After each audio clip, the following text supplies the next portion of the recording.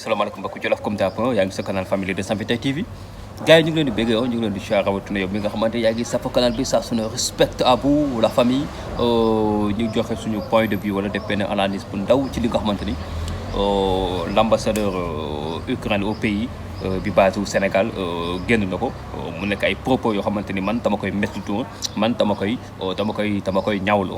On ne peut pas être ambassadeur dans un pays tel que le Sénégal sa dëkk am guerre face à la Russie nga bëgg a jël ay volontaires bëgg Sénégalais yi volontaires dem sa dëkk pour xeex ji quoi comme si da ngay woo Sénégalais ñu dem deewi à la place de tes propres citoyens. Je le rappelle, le Sénégal est un petit pays mais une grande nation. loolu il faut que les gens le sachent. Le Sénégal c'est un petit pays mais une grande nation. Et très cher ambassadeur, on n'est plus autant des colons, on n'est plus autant des tirailleurs. Donc il faut venir prendre les gens et l'amener pour faire la guerre à la place de vos citoyens sénégalais.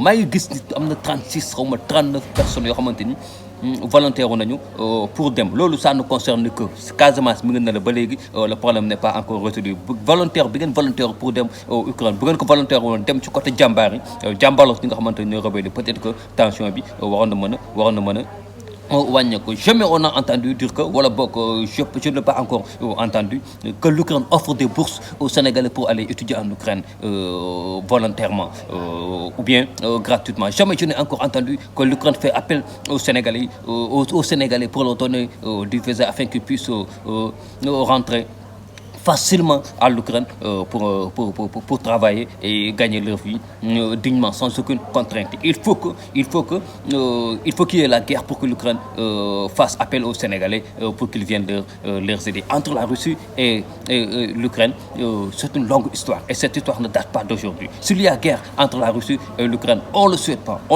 mais essayez de voir comment ça se fait autour du table afin de trouver une solution face à cette guerre. Lii dafay wane ni que ba léegi ñun tubaab yi bët bi ñu daan xoolee bu njëkk bët boobu la ñuy xoolee ba léegi. Lu tax may wax français pour ku ko dégg rek kenn ku déggul olof bu ko dégg mu xam ne mbir mi métti nañu trop.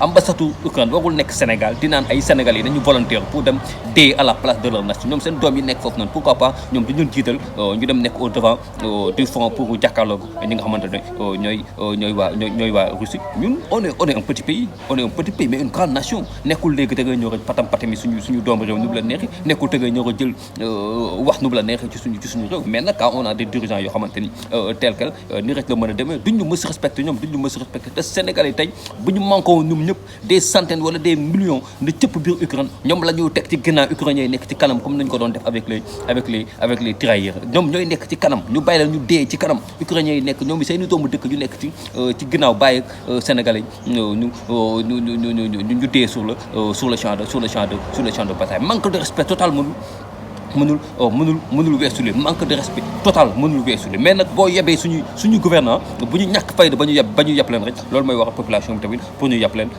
dafay yóbbu. En tout cas ce qui se passe entre la Russie et l'Ukraine nee naa leen diggante Russie ak Ukraine histoire bi du tey ñoom ñaar seeni histoire dafa am lu leen lié histoire da leen lié. Kon tey lii bu tooy ba am seeni diggante nañu jëm a toog autour du table nañu jëm a xool nu ñu